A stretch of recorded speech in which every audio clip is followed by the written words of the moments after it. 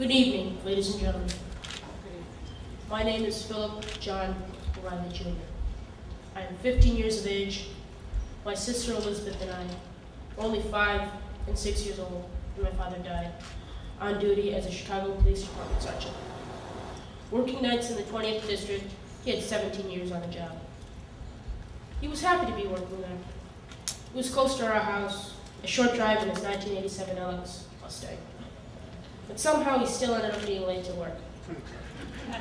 It's the only fault of the O'Reillys, thinking time moves much too quick for them. My mom tells me he was even late for their own wedding. And it doesn't really surprise me. I've seen the old video. The only difference between us is I was born 8 weeks early, much to the surprise of my family. So hopefully, I have started a new O'Reilly tradition of not just being on time, but also being there early.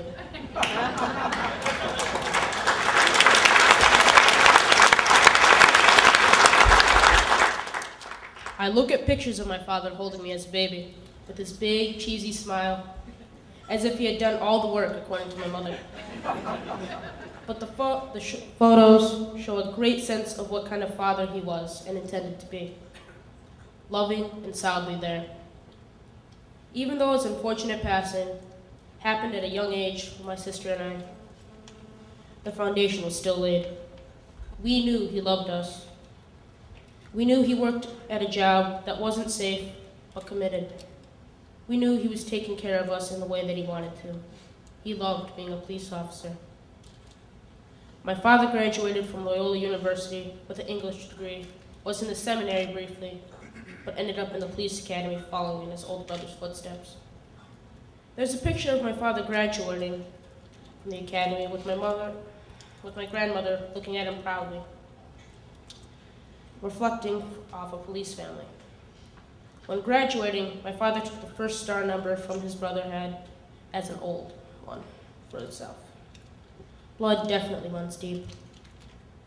The night my father passed, he was wearing an old, but still looking good, leather police jacket that belonged to his brother, and it somehow made me feel better. I want to give a list of all my father's virtues and deeds as a tribute to him. They are endless, not only within my family, but within my police family.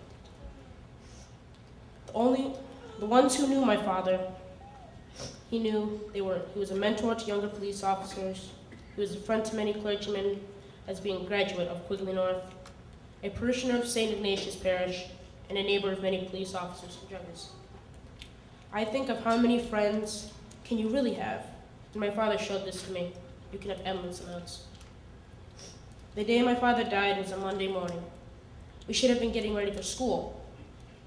My older sister was home with us. She told us my mother had been picked up by a police officer, an old partner, to take her to the hospital. We feared the worst for her. She said there had been an accident with a toast truck and a squad car my father was in. We should get up, get dressed, and eat breakfast, waiting for another call. My mom did call to say she was coming home. We were eager with joy. She came home and sat us on her lap to tell my sister and I my father had passed away that morning in a surgery after a car accident. She didn't really have to go into great detail. We both ran and hid behind chairs, putting our hands over our ears, trying to blot out the message she had just given us.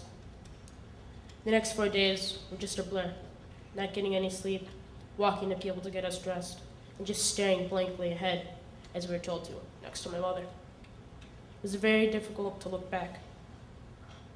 I've listened to all the descriptions of those who had died on duty since my father in 2003.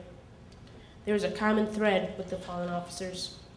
They were all full of life, devoted, husbands, fathers, family members, jokesters even, humans with some faults, committed to community service and protection of the great city of Chicago.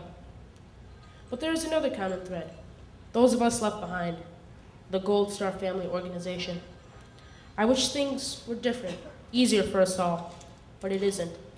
The recognition given to our officers with the Memorial Park has brought what I think is important to most of us, a sense of pride in the remembering of each individual life that was taken from us. The Memorial Foundation has made it possible for my sister and I to attend the high schools that would make my father extremely proud. It has allowed me to go to a great private.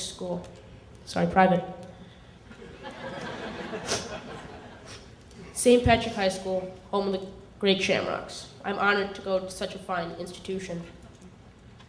My father loved to give my mom books as a gift, along with jewelry. His mother said she didn't raise a fool. He had a love of literature, which I too share.